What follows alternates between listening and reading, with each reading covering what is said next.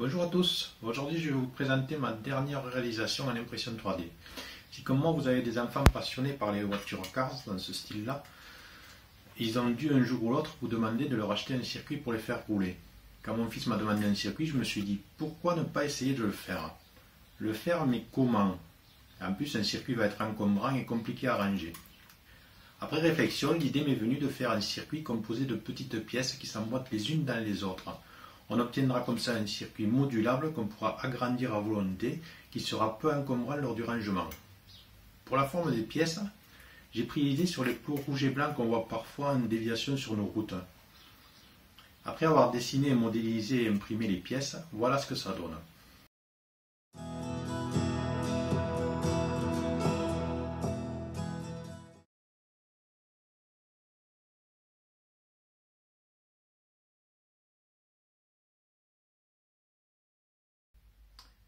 Voilà donc les pièces destinées au circuit. Elles sont équipées d'un système de petits crochets qui permet de les emboîter les unes aux autres, tout en gardant un peu de liberté pour la rotation pour faire les courbes.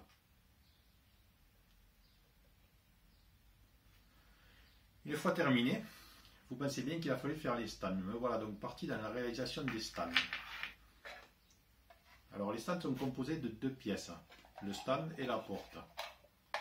La porte qui vient se clipser dans le stand avec un système de petites accroches ici, hop, clac clac, on peut l'ouvrir et la fermer.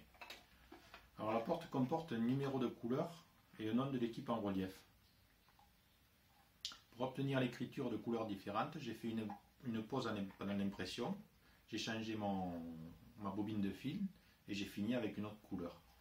Pour avoir les deux couleurs différentes sur l'écriture, en fait, une fois que j'avais terminé l'impression de l'écriture, j'ai passé un coup de marqueur avec ce style de marqueur indélébile, des Sharpies ça s'appelle.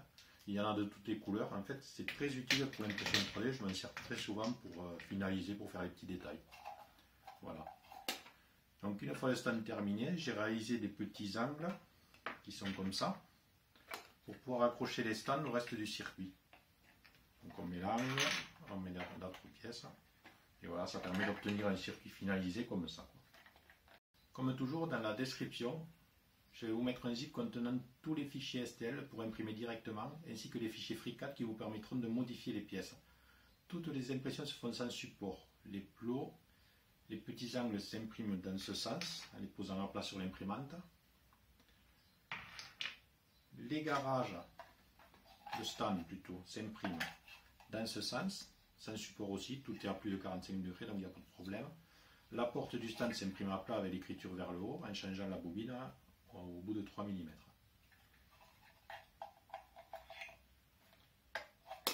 Mais comme ça ne suffisait pas, il a fallu faire la ligne de départ adaptée au circuit. La ligne de départ, la voici. En fait, elle est composée de 4 pièces. Donc il y a le support, le couvercle à l'arrière, les deux montants sur les côtés, hop, qui se clipsent dedans. On vient de la poser et on peut lancer le départ. L'électronique est à base d'un microcontrôleur Atini 85. Je vous expliquerai la réalisation complète de cette pièce, les impressions ainsi que la partie électronique dans une prochaine vidéo car ça risque d'être un peu long. Voilà, cette vidéo est à présent terminée. Si vous aimez cette chaîne, n'hésitez pas à vous abonner en cliquant ici. Je vous laisse à vos imprimantes. Je vous dis à bientôt pour une prochaine vidéo. Bye bye.